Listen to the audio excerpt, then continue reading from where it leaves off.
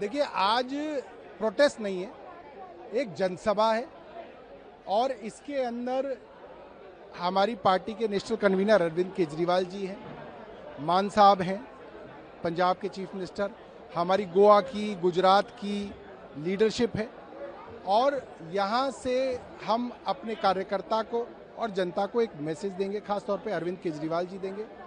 और एक मुद्दा जिसको उठाएंगे जो बड़ा मुद्दा है कि दिल्ली में हजारों लोगों को, युवाओं को नौकरियों से निकाला गया है। बस मार्शल निकाल दिए गए, बस कंडक्टर्स निकाल दिए गए, मोहल्ला क्लिनिक से अस्पतालों के अंदर डेटा एंट्री ऑपरेटर निकाल दिए गए, नर्सेज, फार्मासिस्ट, डॉक्टर निकाल दिए गए। ये लोग कहाँ जाएंगे? इनकी आवाज़ भी आज अरविंद केजरीवाल जी उठाएंगे।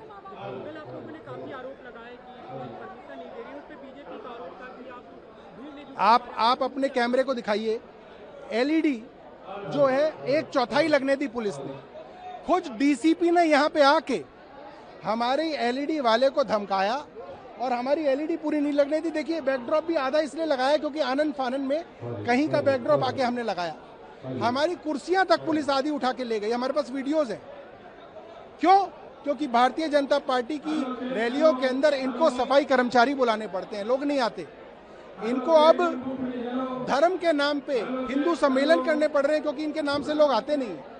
और हमारे यहाँ अगर हजारों लोग आ रहे हैं तो इनके पेट में दर्द है कि हजारों लोग क्यों आ रहे हैं। इनकी रैली को छोटा किया जाए, पुलिस द्वारा लोगों को रोका जाए, ये सब क्या है? आप भी बुलाइए ना, आप लाखों लोग बुलाइए, आपकी तो इतनी बड़ी पार्टी है। एक हफ्ते से पुलिस से हमने परमिशन ले रखी थी, कल रात को परमिशन कैंसिल कर दी गई। ऐसा कैसे कर सकते हो आप? भाई, हमारे इनविटेशन चले गए, हमारे पर्चे चले गए थे, तो ये गलत है, ये नहीं करना चाहिए। आप इस तरीके से लोगों की आवाज को बंद नहीं कर सकते। देखिए, एक साल के अंदर दिल्ली को जिस बदहाली में पहुंचाया है भारतीय जनता पार्टी ने, मोदी जी ने और रेखा गुप्ता जी ने, 4 इंजन की सरकार है यहाँ पे, उसको लेके आज इस रैली में हम लोग अपनी बात रखेंगे। यहाँ पे प्राइवेट स्कूलों की फीस 80% बढ़ गई, यहाँ बिजली की कटौती घंटों घंटों होने लगी, दिल्ली में कूड़े के पहाड़ दिल्ली को चिढ़ा रहे हैं। तो किसी भी एक समस्या का समाधान एक साल के अंदर भारतीय जनता पार्टी की रेखा गुप्ता सरकार नहीं कर पाई और अब लोगों को अरविंद केजरीवाल जी की सरकार की याद आ रही है। हमने बेहतर शिक्षा दिया, स्वास्थ्य की व्यवस्था दी, बिजली फ्री दिया, पानी फ्री दिया, माताओं बहनों के लिए बस की यात्रा फ्री की, ये सारे काम दिल्ली के अंदर किए। तो अब उसको लोग याद कर रहे हैं। खामनेई की मौत पर सर क्या बोलेंगे? कई भारतीय फंसे हैं। देखिए, खामनेई की मौत एक युग का अंत है। मैं उनको विनम्र श्रद्धांजलि अर्पित करता हूं अपनी ओर से।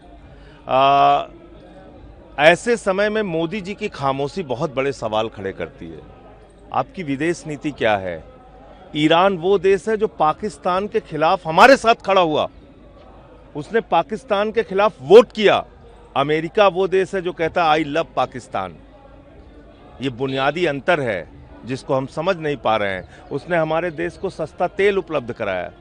ऐसे देश के सबसे बड़े नेता के मारे जाने पर प्रधानमंत्री नरेंद्र मोदी खामोश हैं, एक शब्द उनके मुंह से नहीं निकल रहा है। ये भारत की विदेश नीति है। ऐसे आप विश्वगुरु बनेंगे?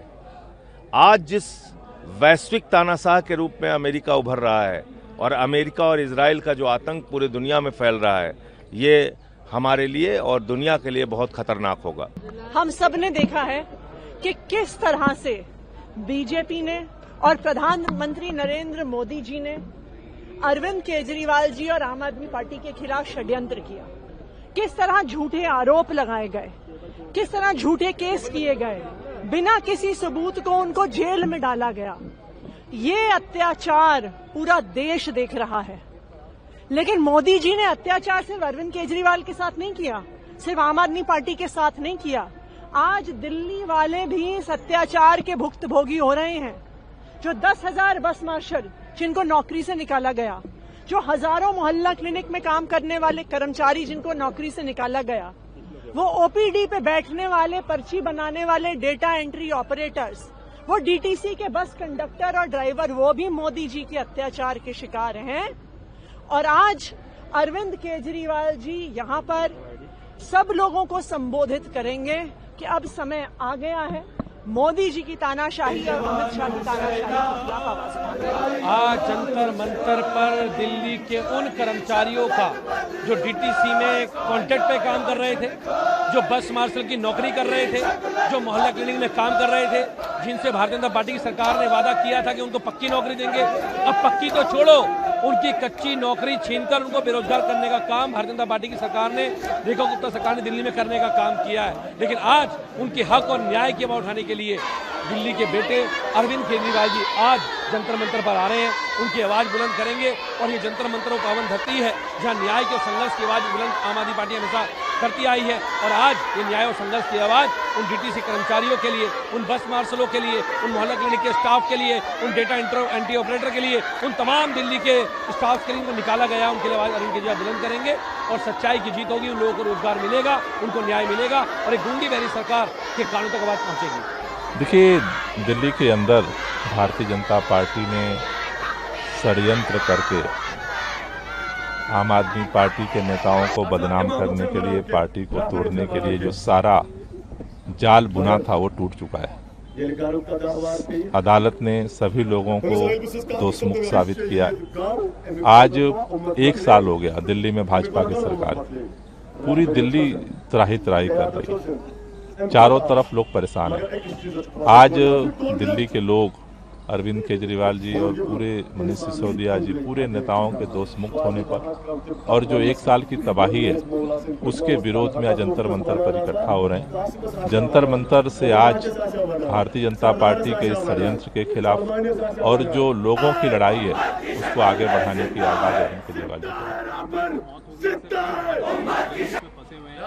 देखिए, ये बहुत ही दुर्भाग्यपूर्ण है, ये मानवता विरोधी युद्ध है और तुरंत ये युद्ध रोका जाना चाहिए।